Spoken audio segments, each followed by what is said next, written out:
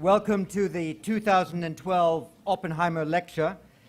This lecture was established by the IISS with the support of Nicky Oppenheimer to give an important annual platform to an African leader drawn from the worlds of politics, business, or academia to offer new perspectives on the African geopolitical and geoeconomic condition.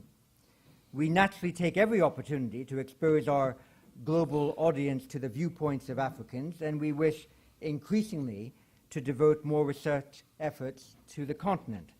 Only last week, for example, we had the Prime Minister of Somalia, Dr. Abdiweli Mohammed Ali, address an audience in this room on the challenges for Somalia on the eve of the London Conference on Somalia. Last year, one of our researchers conducted field research in Ghana on the delicate issue of the international drug trade, and the results will be out in an Adelphi book very shortly. But the Oppenheimer Lecture was specifically designed to invite a broad strategic perspective on Africa's place in international affairs. And today, I'm certain that we will have just such an address. North Africa and the Maghreb have been hugely in the news this last year as the Arab Spring began in Tunisia and then migrated to Egypt and then to Libya.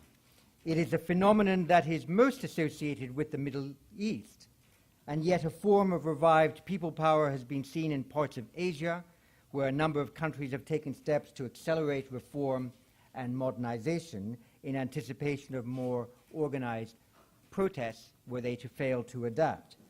There has been little analysis, though, of how the North African impulse given to the Arab Spring would affect the conduct and outcome of sub-Saharan African politics. Will the Arab Spring produce new winds of change in African political culture? To answer that question, we have the ideal speaker.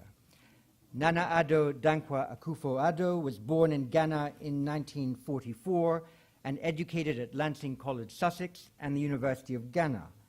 He was called to the English Bar, Middle Temple, in 1971, so he knows this part of London very well.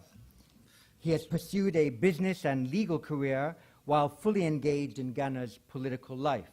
He was Minister of Foreign Affairs from 2003 to 2007, and in that capacity served as President of the UN Security Council in 2006. Nana Akufo-Addo was the first chairperson of the Ghana Committee on Human and People's Rights. He stood for president in the 2008 presidential elections and was defeated by the narrowest of margins. He is again the candidate of the centrist New Patriotic Party for the 2012 presidential elections scheduled to be held this December. I met him in November of 2011 in Abu Dhabi at a conference organized by the UAE Ministry of Foreign Affairs. I noticed that he listened very carefully during 2 days of deliberations, and then in the last few moments rose to give a few extemporaneous remarks on the future of democracy in Africa and the Arab Spring.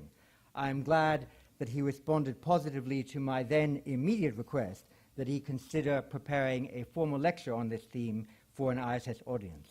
It is therefore a real delight to welcome Mr. Akufo-Addo to deliver the 2012 Oppenheimer Lecture.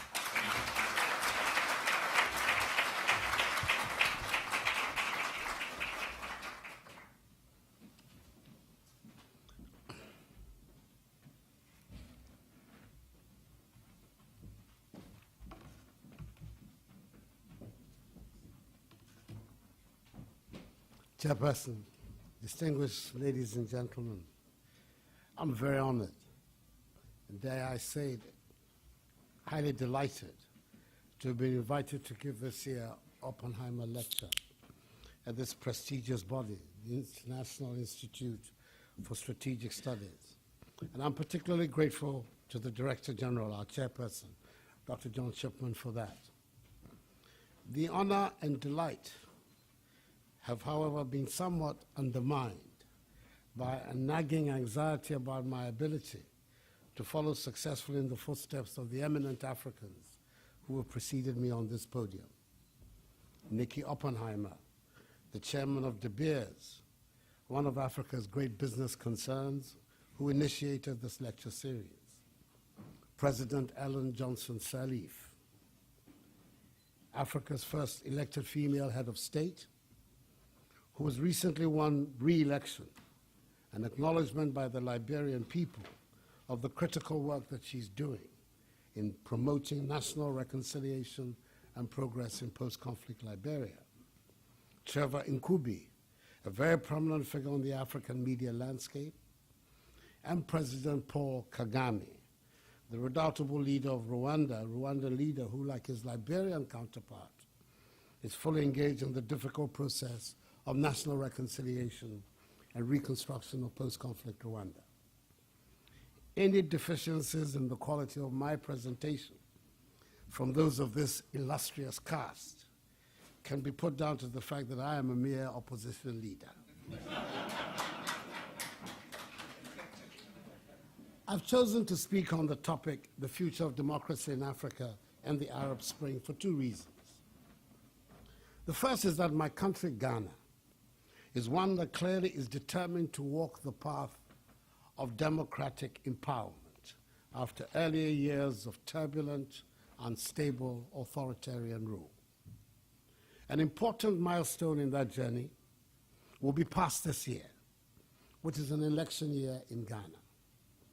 As one who will be a significant player in that process, this occasion gives me the opportunity to stand back from the narrow confines of my own country and look at the wider connotations of the democracy project in Africa on a broader continental perspective.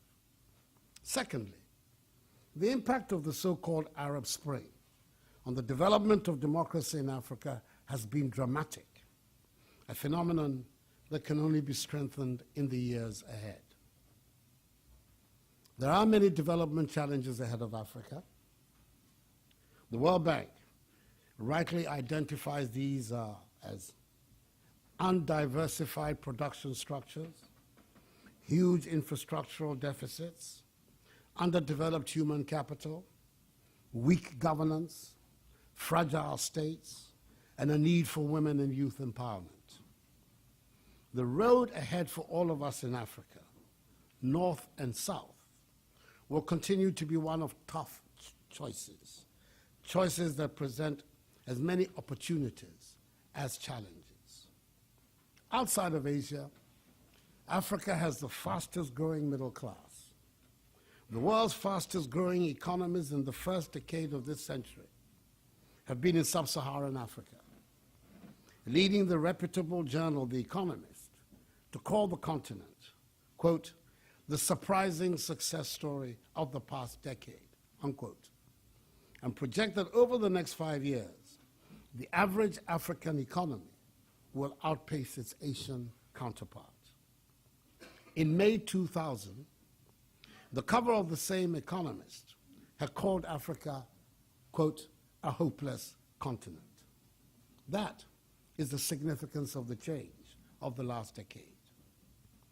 Events last year in both North and South have made one choice very clear. The democratic path has become the preferred option of governance for Africans, one that can guide us to deliver the future our people demand. Africans are taking two important lessons from the global economic crisis. One, a strong recognition that the state is an indispensable agent of social and economic development. And two, that the market economy is worth saving and promoting. The spread of democracy in the last 20 years in Africa has been dramatic, with 2011 a year of reaffirmation, as the year of the Arab Spring also saw elections in some 27 nations in Africa. It marked the beginning of the end